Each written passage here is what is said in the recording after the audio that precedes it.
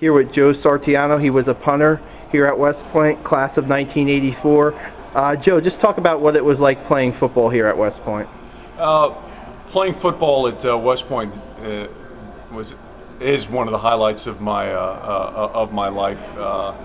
Primarily because you're coming into not only an incredible institution that has such storied history, but also playing and following behind great Army football players that that you've idolized as you've grown up. You've heard about the great stories. You know about the program, what it meant to the United States of America, especially during the latter part of World War II. The Heisman Trophy winners, the pageantry. So when you come here knowing that academically you can get in, but also knowing that you're going to be part of something that's much larger than yourself is pretty impressive, especially as an 18-year-old kid. You just try to enjoy every moment that you are here as a football player. So it's quite special. It is a part of me, and I have to say that a lot of the guys in this room are guys that you haven't seen in maybe since you graduated 20 to 25 years ago, but the conversations that we're having today are carryovers from conversations that we had 25 years ago. So it's the camaraderie, it's the sharing of certain aspects, of certain scenarios, of certain events that will forever keep us tied together, irrespective of what class you are. There's a bond between Army football players, between the years, between the classes, and just for everybody in that room. Well, you were the MVP of the Army-Navy game as a punter. Just talk about that and what that was like for you. Right. That was it was the 1981 Army-Navy game.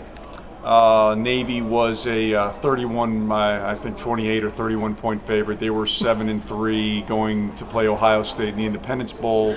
We were 3-7, and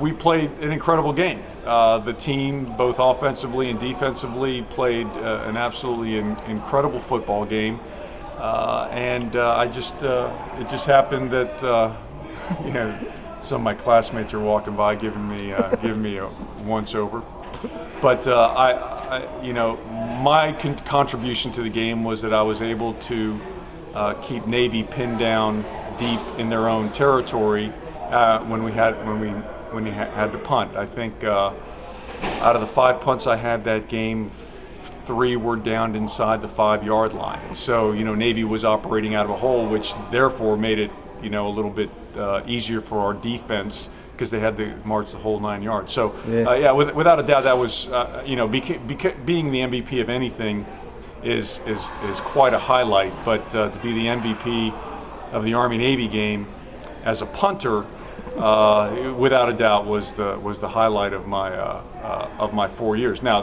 the bad thing about that is that was my sophomore year, and so you really have no place to go but down after that. Where do you think the program's at right now? Where do you see the program?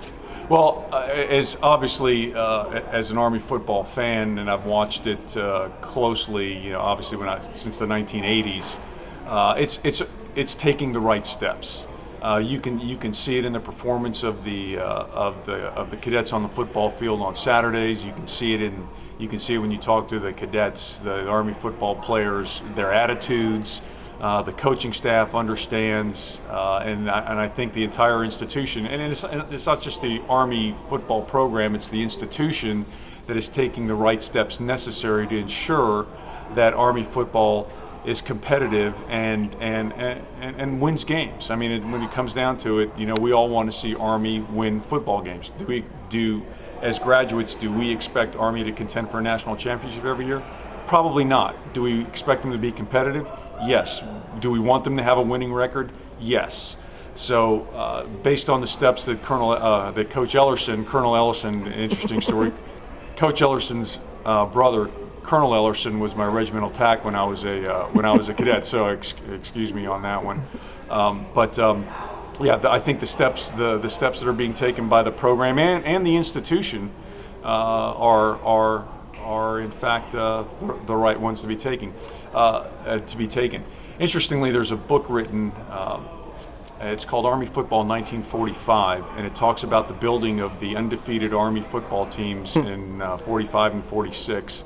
And it really talks about, if you have to read between the lines, but it was a matter of national importance that Army football was successful on the playing fields on Saturday. You know, we were a nation at war, and in the American psyche, if the Army team can't win football games on Saturday, how do we expect to beat the Germans or the Japanese at war? So it's an interesting book, and a lot of corollaries can be taken, at least in my opinion, from from the World War II era in Army football, and obviously what's going on in our country today.